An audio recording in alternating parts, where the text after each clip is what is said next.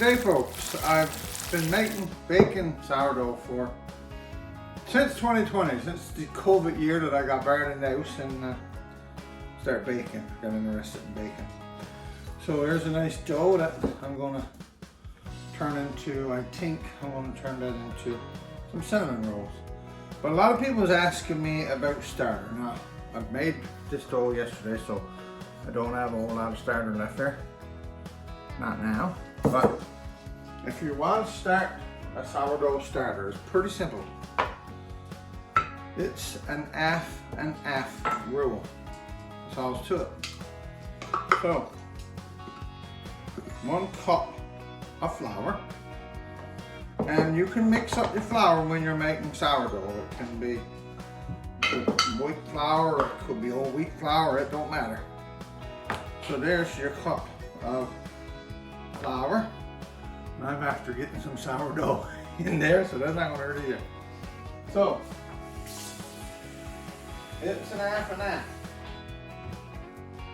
1 cup flour, 1 cup of water. Stir this in. Get a nice stir going.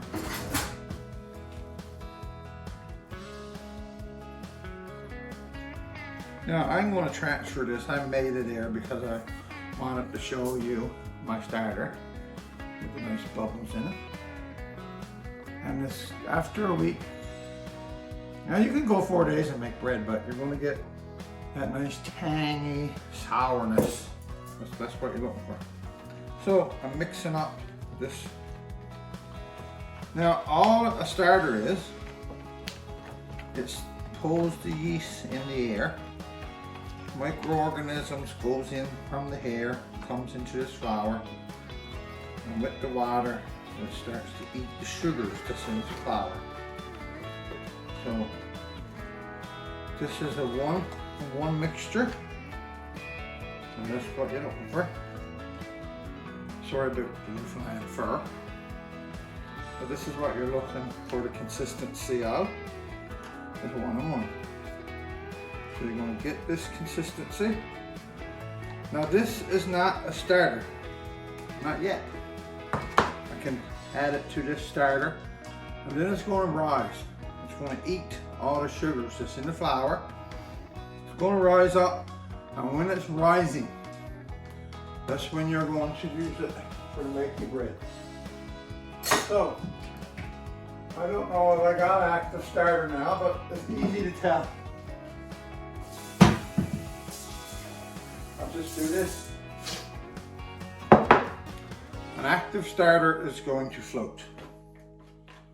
So, take a little bit of this dough, plop it in that water, and it sinks to the bottom. Okay? I'll get a little bit of this starter. Now, I fed this starter yesterday.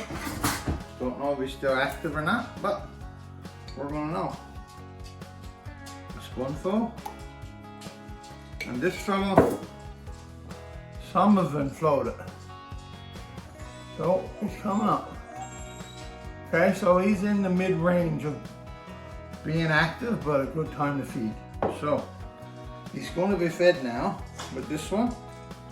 So before you make spread, do the dough drop in water. Make sure it floats. And Charlotte was crying again to go outdoors, just like she is on all the videos. So you want that dough, you want that starter to float, okay? So if I was going to make bread tomorrow, I would feed this starter right now, which you see, that's just what I'm about to do. Right now is to feed the starter. The wife's going to be wild with me because I'm always making mess. But I tried to clean up the mess. So here she goes. Now some people writes me on Facebook and says, my starter's gone runny, there's water on it. Keep the half and half mixture. It will keep your consistency of the dough. Now stir this in to the starter that was always there, the old starter. And everything is going to start eating and going to start rising. So remember folks, do the dough drop test before you bake with your starter. Make sure you drop that dough down in some water and it'll float back up to the surface.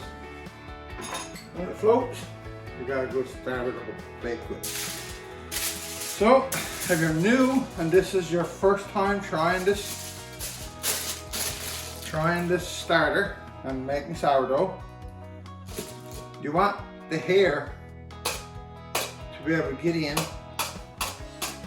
and you want the yeast from the air to get in there and start this process.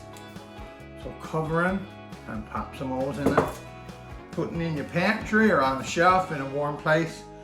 You're going to watch, you can mark a line on the tub and you'll see him rise, and he'll rise above the line, then you'll see him fall, and he'll float, and that's when he'll also used for baking. So if you want to try sourdough, this is how to get her started. From Bob, I hope everyone has a great day. Bye.